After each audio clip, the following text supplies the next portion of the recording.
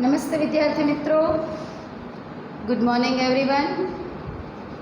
आज हम हिंदी विषय में इकाई नंबर 2 का अभ्यास करेंगे। इकाई नंबर 2 न्याय मंत्री। सबसे पहले हम यह देखते हैं कि न्याय मंत्री किसे कहते हैं।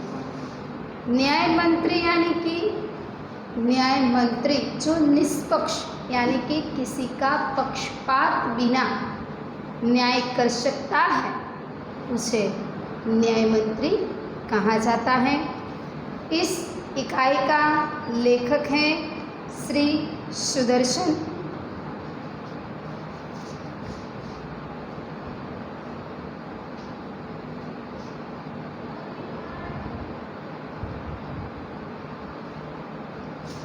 सुदर्शन जी का मूल वास्तविक नाम बद्रीनाथ शर्मा था।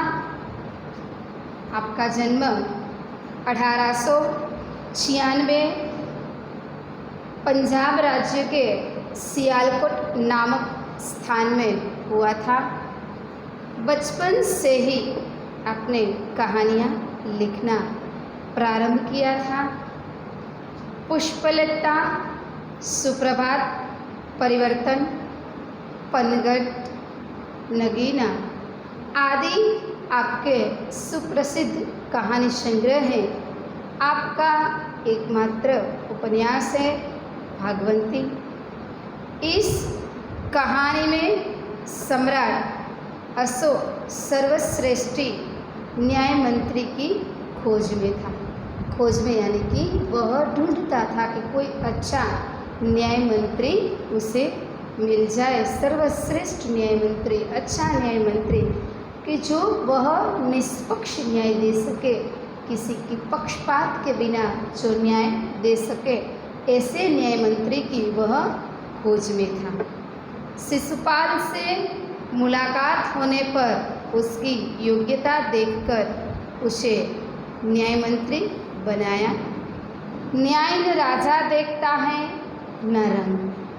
सच जो है वह राजा भी नहीं देखता और रंग भी नहीं देखता, यानी कि वह कभी व्यक्ति को नहीं देखता कि कौन व्यक्ति है, इस व्यक्ति को हम सच कह सकते हैं कि नहीं कह सकते, ऐसा कभी वह देखता नहीं। यानी कि राजा जो होता है वह देश का बड़ा होता है, तो उसे हम उसका न्याय के बारे में उसे कह सके कि नहीं कह सके, रंग यानी गरीब, उसको हम कह सके कि नहीं कह सके, ऐसा कभी पक्षपात वह नहीं देखता।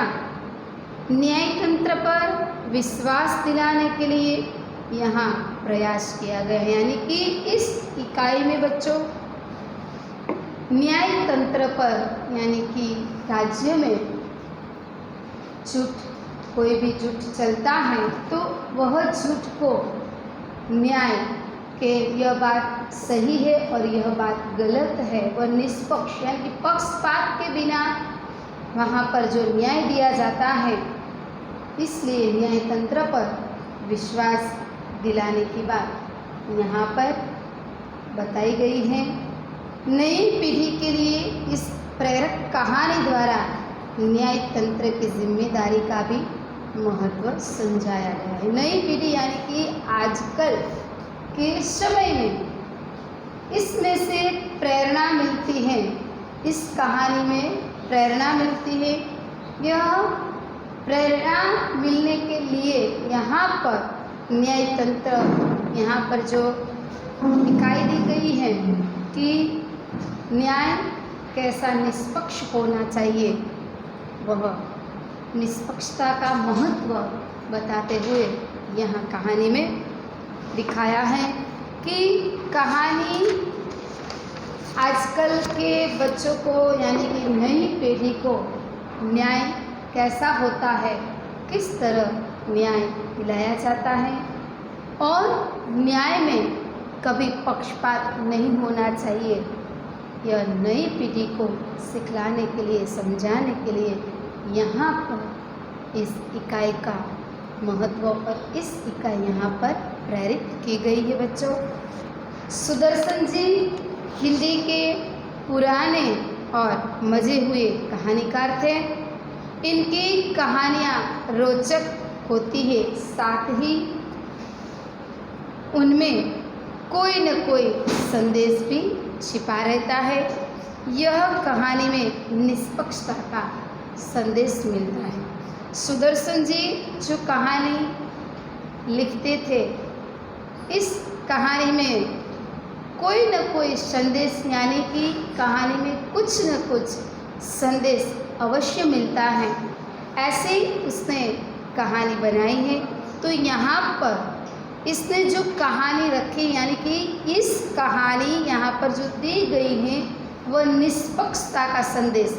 निष्पक्षता यानी कि कोई पक्षपात नहीं कि यह मेरे सगे संबंधी है, यह मेरे नहीं है, ऐसा कोई पक्षपात इस कहानी में बताया गया नहीं। यानी कि किसी भी क्षेत्र में कभी ऐसा नहीं होना चाहिए, तब ही राजा है वह राजा सही साबित हो सकता है।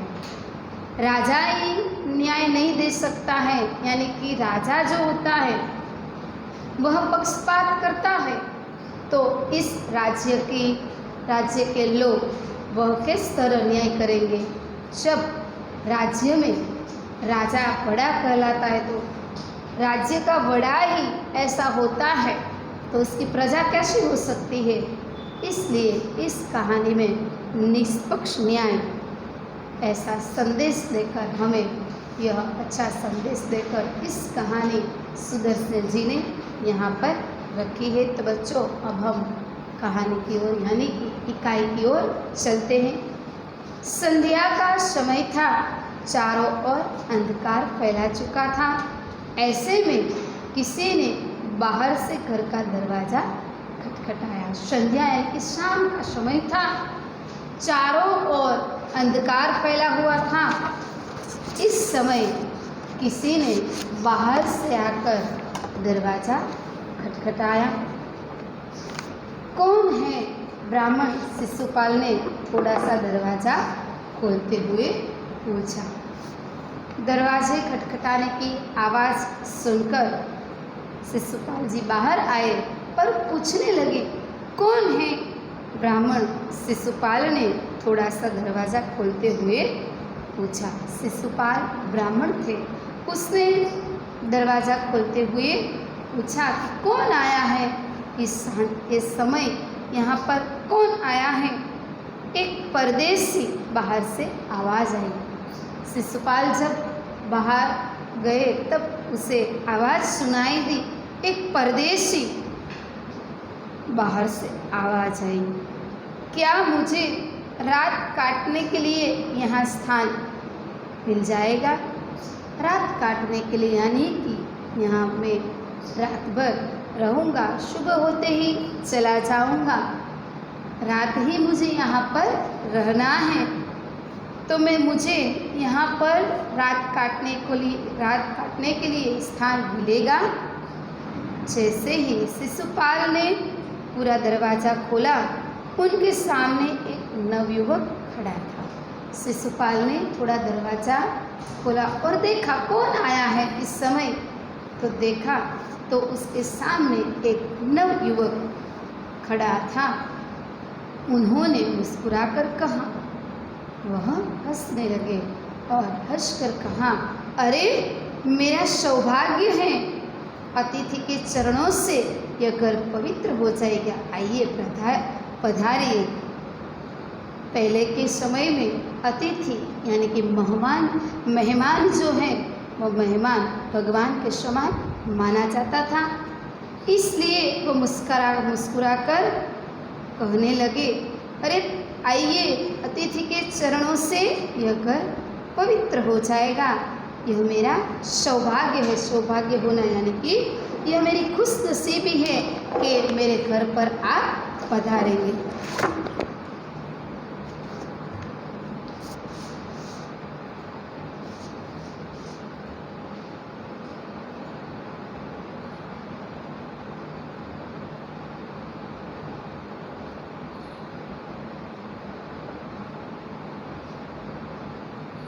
यह मेरा सौभाग्य है, खुशनसीबी है कि आप मेरे घर आए।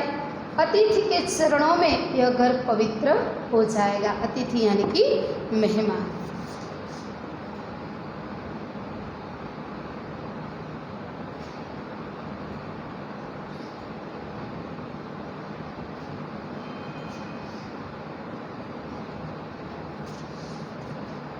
अतिथि के चरणों से यह घर पवित्र हो जाएगा। मेहमान मेरे घर कहाँ से? आइए पधारिए। उसका सम्मान करते हुए वो कहते हैं आइए पधारिए। अतिथि को लेकर शिशुपाल घर में गए और उनका आदर सत्कार किया। अतिथि आए थे, उसको लेकर वह अपने घर गए यानी कि अंदर गए, आदर सत्कार किया। फिर दोनों उस समय की देश की अवस्था पर बातें करने लगे। देश की अवस्था यानी कि देश की हालात के बारे में, देश की दशा के बारे में दोनों बात करने लगे।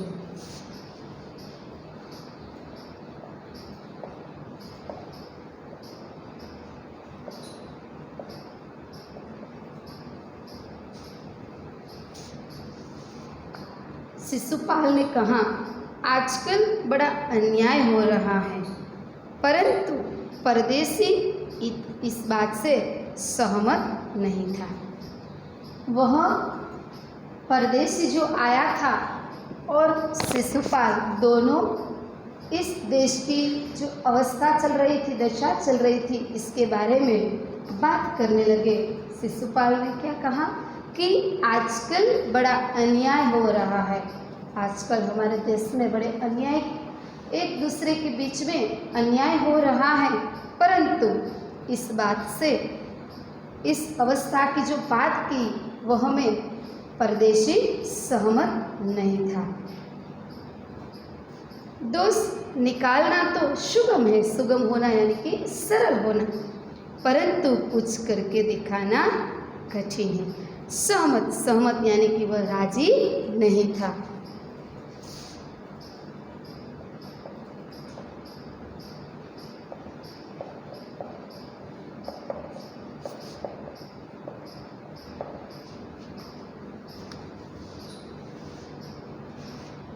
वह बोला दोष निकालना तो सुगम यानी कि सरल है, आसान है।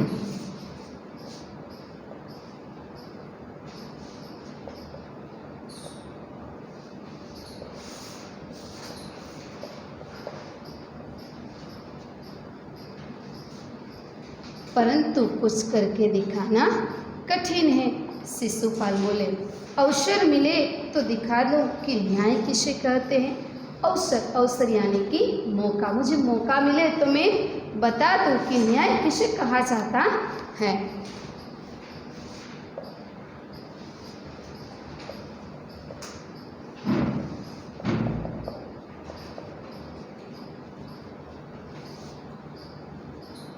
तो आप अवसर चाहते हैं?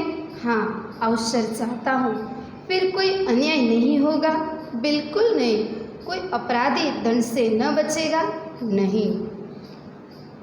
परदेशी ने मुस्कुराकर कहा यह बहुत कठिन काम है। क्या हुआ?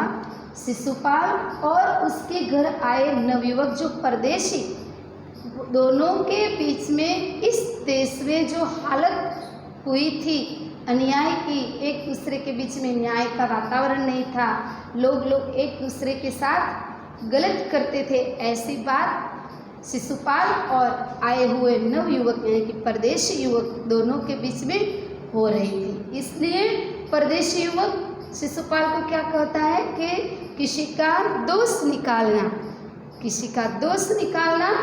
सुगम है, सरल है, किसी की गलती निकालना बहुत सरल है, परंतु कुछ करके दिखाना बहुत कठिन है। शिशुपाल बोले, क्या बोले कि अवसर मिले तो दिखा दो कि न्याय किसे कहते हैं। यहाँ पर जो अन्याय होता है वो मुझे एक बार मौका मिले तो मैं बता दूं कि न्याय किसे कहा जाता है, किस तरह न्याय दिया जाता है।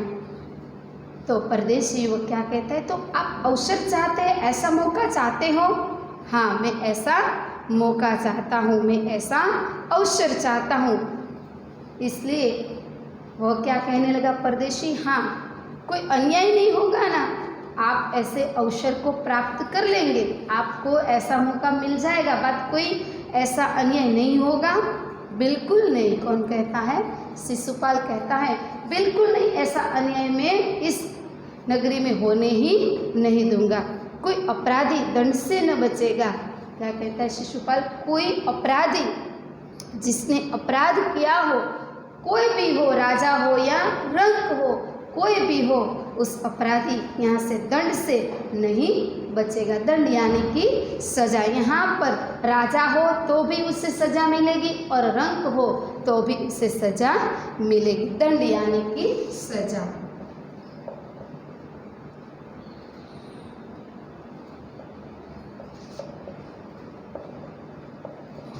कोई भी हो, यहाँ से कोई बचकर नहीं जाएगा। परदेसी ने मुस्कुराकर कहा, यह बहुत कठिन काम है, तुम जितना बोलते हो इतना सरल काम नहीं है। किसी को दंड दिए बिना यहाँ से नहीं बचाना, ऐसा तुम बोलते हो, ऐसा सरल काम नहीं है। परदेसी मुस्कुराकर कहता है, ये बहुत कठिन काम है, मुश्किल का काम है, ब्राह्मण के लिए कुछ भी कठिन नहीं होता। शिशुपाल ने क्या कहा? ब्राह्मण के लिए कोई काम कठिन नहीं होता। मैं न्याय का डंका बजाकर ही दिखा दूंगा कि न्याय किसे कहते हैं, न्याय किसे कहा जाता है और किस तरह न्याय किया जाता है, ऐसा डंका मैं बजाकर ही दिखाऊंगा। परदेसी धीरे से मुस्कुराए पर कुछ न बोले। फिर कुछ देर बाद वे सो गए। परदेसी जो नव युवक उसके घर पे आया था अतिथि बनकर, वह कुछ न बोले और मुस्कुराकर कुछ बोले नहीं। उसकी बात यानी कि शिशुपाल की सब बात उसने शांति थी सुन ली, उसने कुछ प्रत्युत्तर दिया नहीं और फिर से वह सो गए। सुबह उठकर परदेसी ने शिशुपाल को धन्यवाद देकर उनसे विदा ली। सुबह होते ही वहीं से शिशुपाल के घर अतिथि कौन आया था?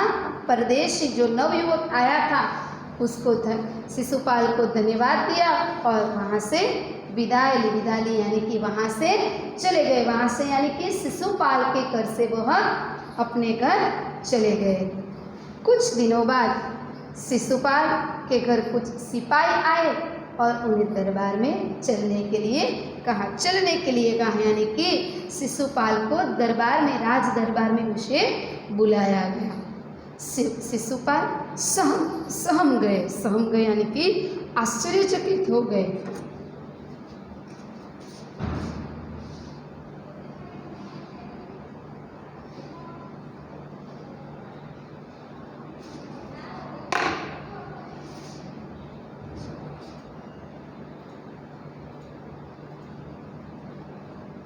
सहम जाना यानी कि आश्चर्यचकित हो जाना।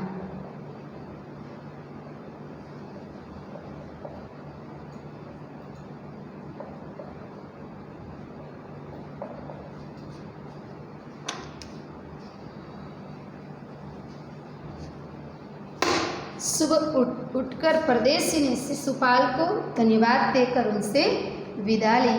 शिशुपाल के यहाँ पर जो नवयुवक आया था वहीं से वह अपने घर चला गया।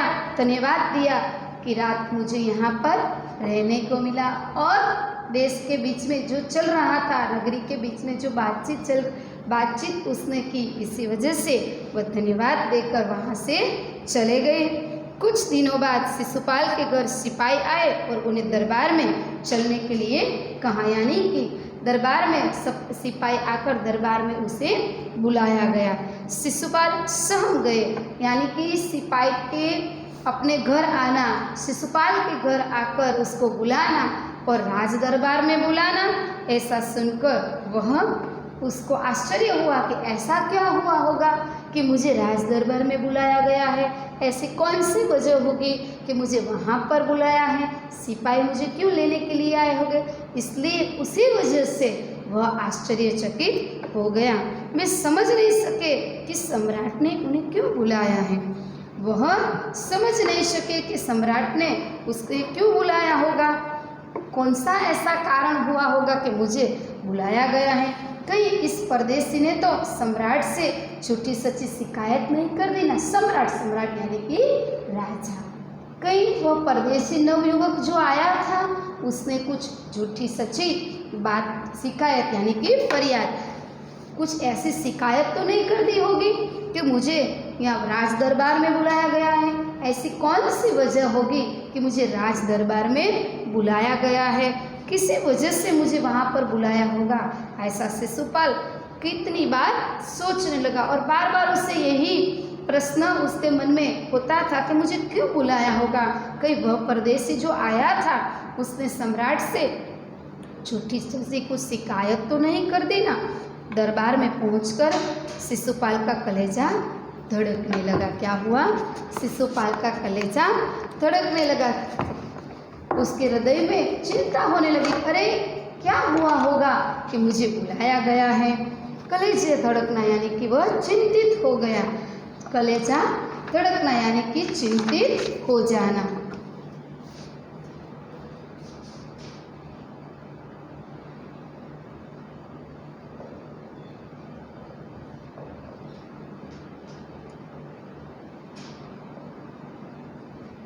कलेजा धड़कना, चिंतित होना।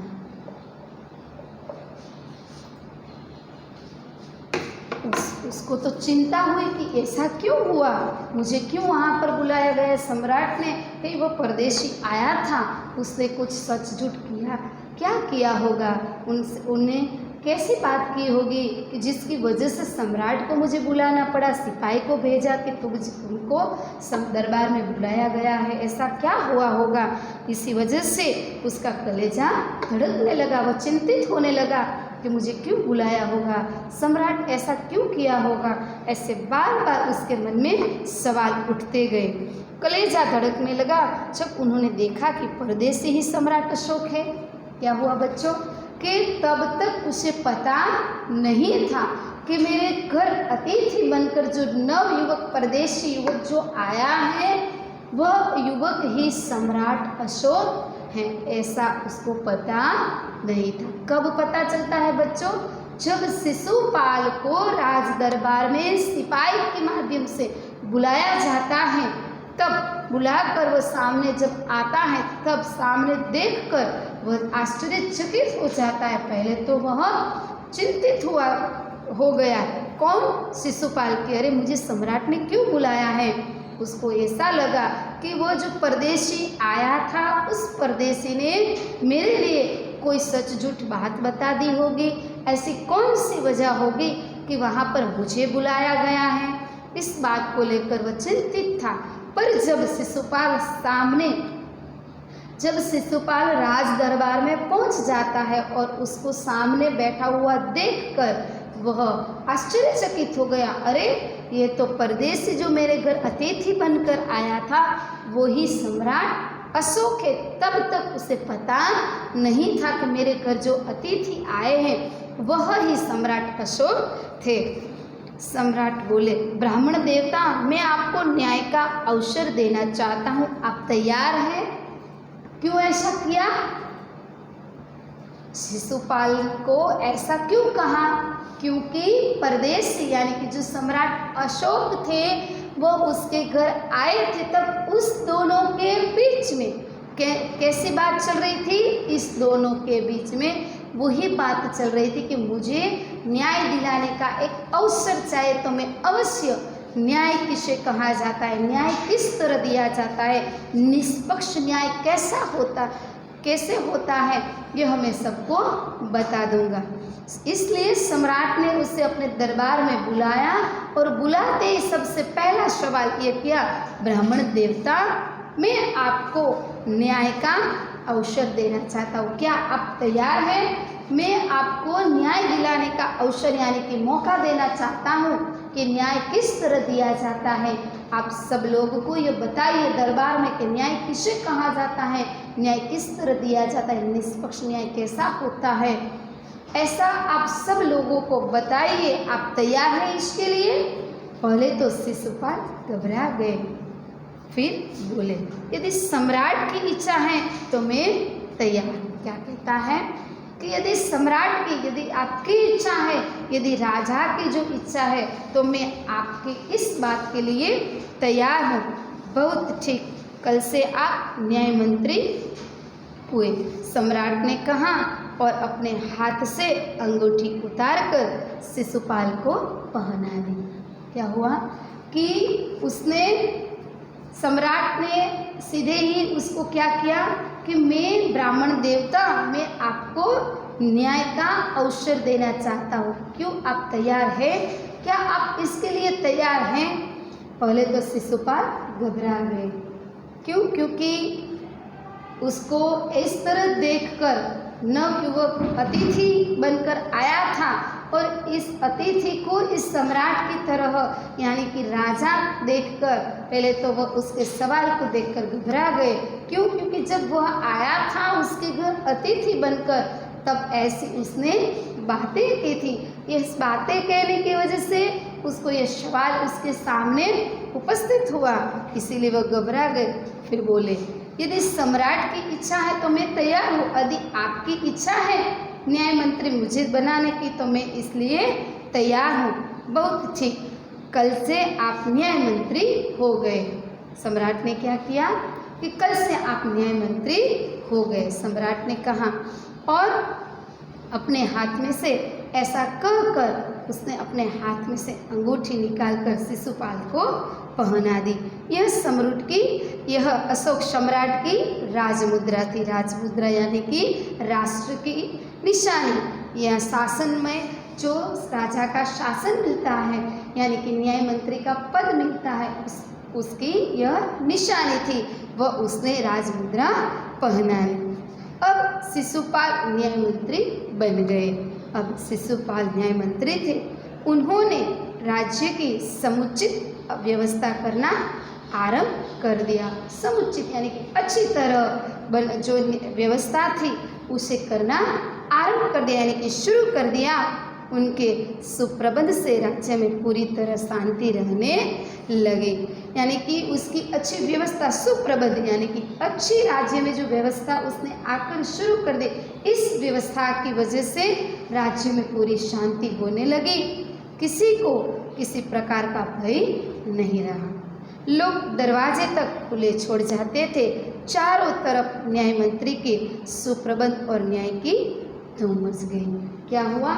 शिशुपाल जी, इस राजा के जो सम्राट अशोक ने जो उसको राजमुद्रा पहना दी, यानी कि न्याय मंत्री उसने बना दिया और वो बन गया, तब से राज्य में सुव्यवस्था होने लगी और सब अच्छा कार्य होने लगा। क्या हुआ? सुप्रबंध से राज्य में पूरी शांति यानी कि सुव्यवस्था के साथ पूरे राज्य में शांति होने लगी। किसी को किसी प्रकार का भय नहीं रहा। उसके आते ही इसने अच्छा कार्य करने लगा, बाद वहाँ पर कोई प्रकार का भय नहीं रहा। लोग दरवाजे तक खुले छोड़ जाते थे। इतना यहाँ पर इतनी अच्छी सुव्यवस्था हो गई कि दरवाज़ा भी उसको, घर सभी लोगों के घर के दरवाजे बंद करने की आवश्यकता भी नहीं रही। चारों तरफ न्याय मंत्री के सुप्रबंध और न्याय की धूम मच गई। सुप्रबंध यानी कि अच्छी व्यवस्था।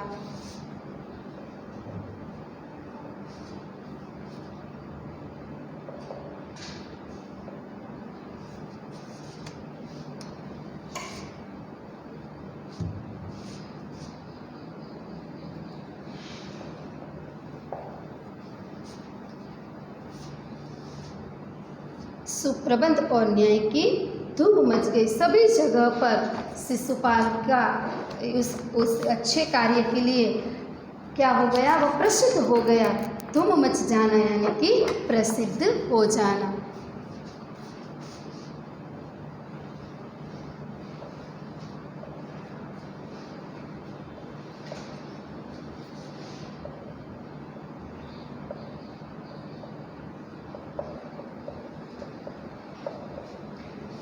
शिशुपाल की इस अच्छी व्यवस्था और अच्छा कार्य करने के लिए क्या हुआ? पूरे राज्य में वह प्रसिद्ध होने लगा, उसकी वाहवाही होने लगी। उसकी जो इस व्यवस्था, उसने अच्छी व्यवस्था से कार्य करने का प्रारंभ किया और सब कुछ जो वहाँ पर अन्याय होता था वहाँ पर न्याय होने लगा। जो व्यवस्था अच्छी नहीं थी वहाँ पर अच्छी व्यवस्था होने लगी। जो एक दूसरे के बीच में भय था वह भय निकल गया। यानी कि उसके आते ही शिशुपाल का इस कार्य के लिए न्याय मंत्री बनने के बाद जो पहले जो परिस्थितियाँ थी उससे अच्छी परिस्थितियाँ अब होने लगी। इसी वजह से वह सब जगह पर प्रसिद्ध हो गया, पूरे राज्य में उसकी बात होने लगी। वरे न्याय शिशुपाल जी आने के बाद यहाँ राज्य में सुव्यवस्था हो गई है, राज्य में अच्छा व्यवहार होने लगा है, एक दूसरे के बीच में भय नहीं रहा है। ये तो बहुत अच्छा न्याय मंत्री है, ऐसी बातें होने लगी। ऐसे वह इतना प्रसिद्ध हो गया कि राज्य में उसकी वाहवाही होने लगी। लगभग 1 महीने बाद किसी ने रात में एक पहरेदार की हत्या की। बाद में क्या होता है यहाँ पर कि शिशुपाल जी आने के बाद 1 महीने के बाद राज्य में एक पहरेदार की हत्या हुई। सुबह होते ही यह बात चारों तरफ फैल गई।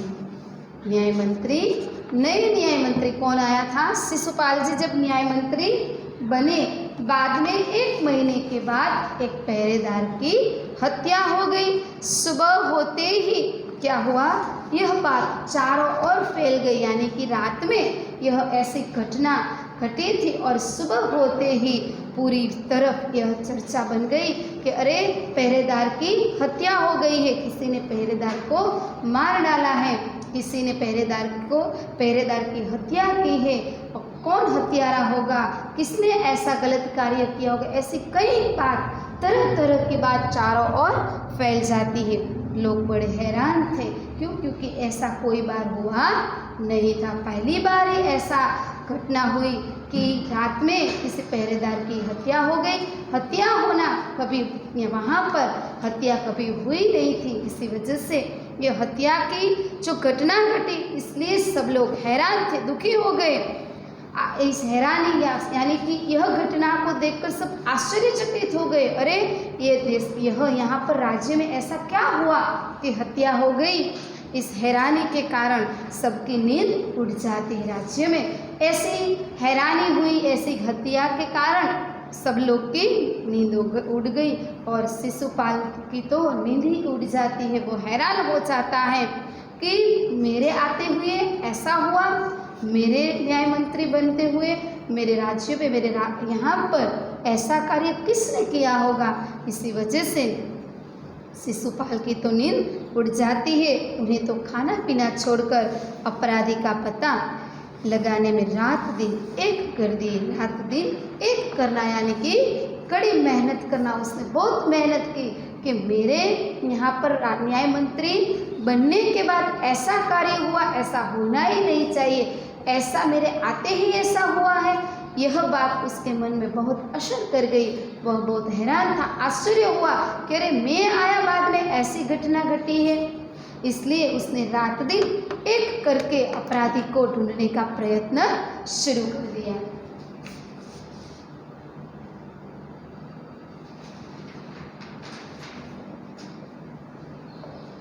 रात दिन एक करना यानी कि कड़ी मेहनत करना।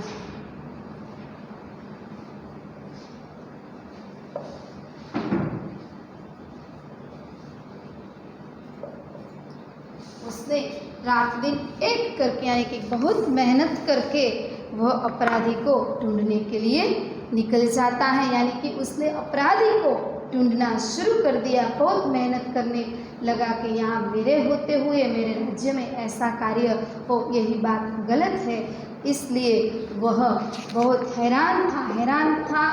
उसी वजह से वह बार बार प्रयत्न करने लगा अपराधी को ढूंढने के लिए कि मैं उससे जो पहरेदार की हत्या हुई है उस पहरेदार को मैं न्याय दिलाकर ही रहूँगा। बच्चों, आज तक यहाँ पर हमने इस इकाई का यहाँ तक अभ्यास किया।